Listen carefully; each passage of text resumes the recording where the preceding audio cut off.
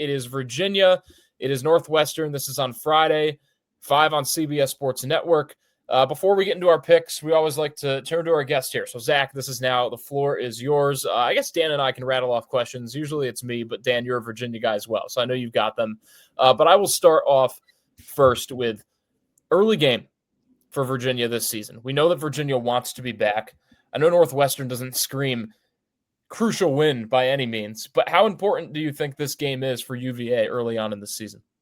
Yeah, I mean, it's their first real test. It's been a nice ramp up of teams that they've played. I mean, if you just go off of like the Ken Palmer Torvik rankings, they played teams in the 300s and then Hampton in the 200s and then Marshall in the 100s. And so now they're starting to play some real competition. I'm really excited to see this front court battle, which we can get into more. But yeah, I think it's a test for this Virginia team in the sense that like they are having to mesh together an entirely new roster. And so getting some wins under their belt early against, some smaller schools, to say the least, is good. And now they can sort of test themselves against a team that has some players in the front court and on the roster as a whole.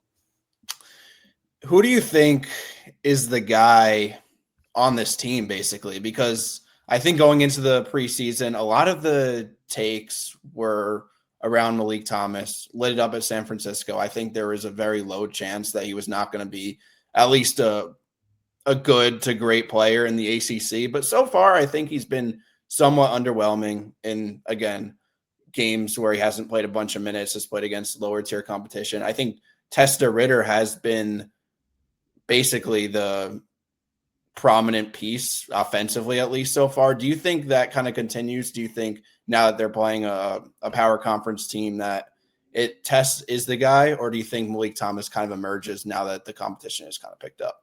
Yeah, it's interesting. I think we saw in that Marshall game, Thomas really start to hunt his shot for the first time. He had 13 points in like a 4-minute span early in that game to sort of pull UVA away. And so I'm curious to see how he continues to play within the flow of the offense against more legit competition.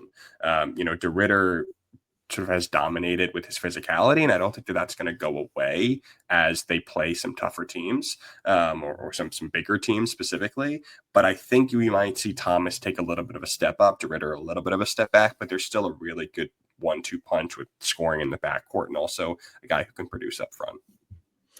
All right, obviously, we look to a game against a Northwestern team. I'm not sure why I shifted to that layout. That's my bad there.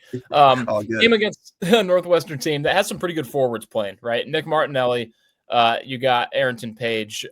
Do you think that Virginia is up for the challenge to face a Northwestern team that really looks to their forwards more than their guards?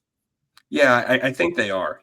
Virginia has protected the rim at a really high clip this year. I think they're top 10 in the league in the country in block rate. Ugana Onyensu is a freak of nature blocking shots back there with like a 7'4", 7'6", maybe wingspan, and Johan Grunlow has as well. And so I think that those two guys are really going to be the key to this game for Virginia, which will test, Page and Martinelli will test them for sure. And I'm curious to see how DeRitter plays as that 4 guarding Martinelli. Devin Tillis, I think, UC Irvine? Dan, fact check me there. Yeah, UC Irvine transfer, has a knee injury. It's been out so far this season. Maybe will come back at some point. But that sort of tested their depth at the 4 with DeRitter really being their only true power forward. So I'm curious to see how that matchup works out. But I think that UVA has the length at the center spot to make up for any errors or issues that DeRitter has. Dan, you got any more? You want to go into the picks? We go into the picks. Go to the picks. Virginia Northwestern. We've talked enough about it. This should be a good one. I know, again, it's not the game that necessarily, you're going to look at, and I know a lot of college basketball fans out there are probably going to turn to Wisconsin and BYU first and foremost on Friday. But this is a pretty crucial game, as we've talked about. UVA and Northwestern both want to start the season strong. Chance to kind of prove a little bit here. You're not going to prove everything to the world with a win here, but I think both of these franchises, programs, whatever you want to look at it as, need this early season win to make sure that maybe the fan base is like, all right, maybe this could be a year that we start to turn things around.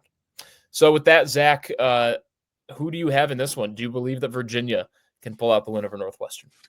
Yeah, call me a homer. I'm going with UVA here. I think we saw in that Marshall game the UVA backcourt really start to find its footing as scorers, as shooters. I mentioned Thomas Dallin Hall, transfer from BYU, did as well, scored 18 points, really started to assert himself as a shooter, as a playmaker off of ball screens. And so I think that's going to be a big deal coming into this game when DeRitter, Grunlow, and Yenso will play, some more physical competitions, more skilled guys up front.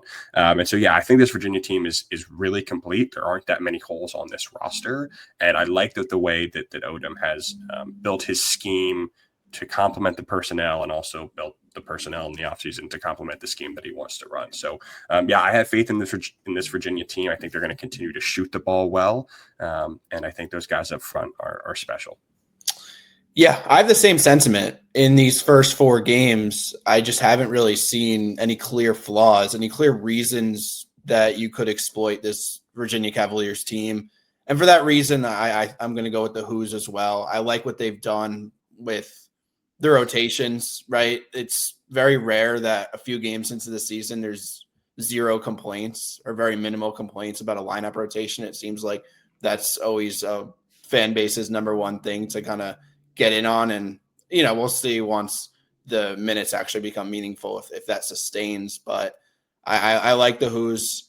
I think the one thing Northwestern does very well that we haven't talked about too much yet is they shoot the ball well this year. 40% as a team. Nick Martinelli has missed only once this year from beyond the arc, and he's averaging over 20 points per game. So it's going to be a battle. I'm very curious to see UVA's defensive schemes and the way they kind of handle Northwestern defensively. I have a better idea offensively. But, yeah, I'm going Virginia. Look, I don't think I need to add too much more to it because you guys know Virginia much more than I do, but I do agree that Virginia gets the win over Northwestern. So we're 3 for 3 there as well. On the graphic, we'll have Ariel's picks, so you can put his in as he wasn't able to be on the podcast with us again today. But, Zach, we appreciate you joining on for our game picks today. Hope to maybe talk to you again in the future. Yeah, of course. Thanks for having me, guys.